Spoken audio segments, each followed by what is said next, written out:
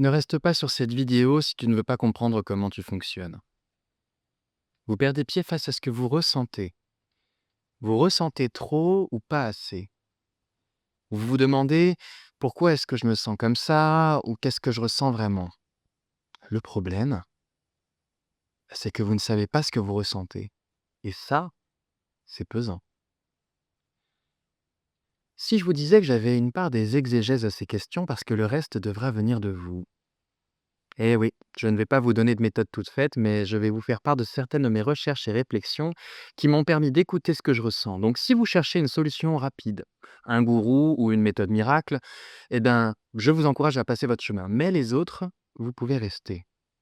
Moi, c'est Guillaume. Ce qui nous traverse, c'est une chaîne pour tous ceux qui se sentent seuls et qui veulent un petit coup de pouce avec une ou plusieurs vidéos pour se poser les bonnes questions, mais aussi pour s'autoriser à y répondre sans filtre et sans tabou. Cette chaîne, elle est là parce qu'une vérité, la mienne, fera peut-être écho avec la vôtre. Nous ne sommes pas là pour être d'accord, nous sommes là pour être, tout simplement. Alors abonnez-vous pour vous poser les bonnes questions, mais surtout pour oser y répondre sans tabou. Parfois, prendre le temps de s'arrêter un instant, de se poser les bonnes questions, d'accorder de l'intérêt à nos pensées ou à notre corps, peut nous aider bien plus rapidement qu'on ne le pense. Il y a quelques années, j'ai quitté une relation de 15 ans et tout semblait parfait. Un travail stable, une maison, une sécurité financière, tout ce que la société fait croire qu'il faut avoir pour être heureux. Mais je ne l'étais pas. Je n'étais pas malheureux, mais je ne ressentais pas cette plénitude, cette paix intérieure que l'on associe au bonheur. J'étais en proie à une profonde désorientation. Je ne savais pas ce que je ressentais vraiment, je ne m'écoutais pas.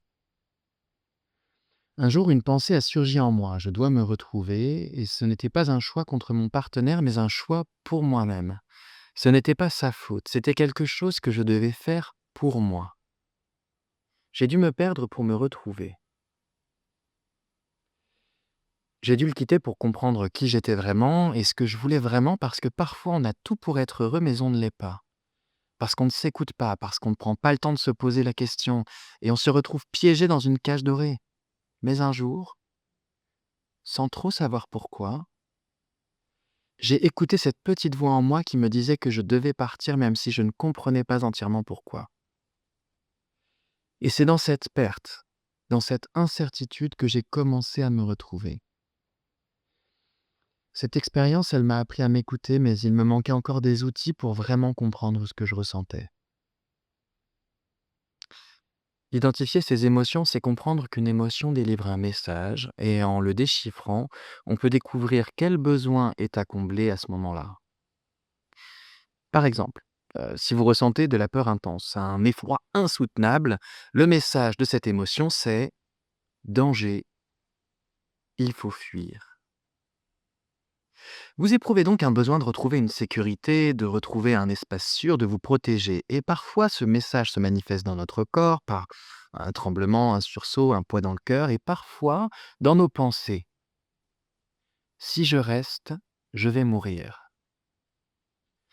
En étant conscient de ces petits indices, on est capable d'identifier une émotion, de comprendre comment la traverser pour trouver soi-même la solution.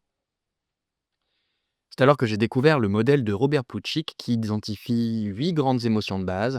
Ces émotions comme la joie, la tristesse, la peur, la colère, le dégoût, la surprise, la confiance et l'anticipation sont les briques de base de tout ce que nous ressentons. En comprenant ces émotions et leurs combinaisons, on peut identifier ce que l'on ressent et comprendre les missives qu'elles nous transmettent. C'est pourquoi j'ai décidé de créer une série de 11 épisodes. Les 8 premiers exploreront chacune des émotions primaires, leur signification, quels besoins elles cherchent à combler, comment elles se manifestent dans le corps et dans l'esprit. Alors abonnez-vous pour ne rien rater. Hmm.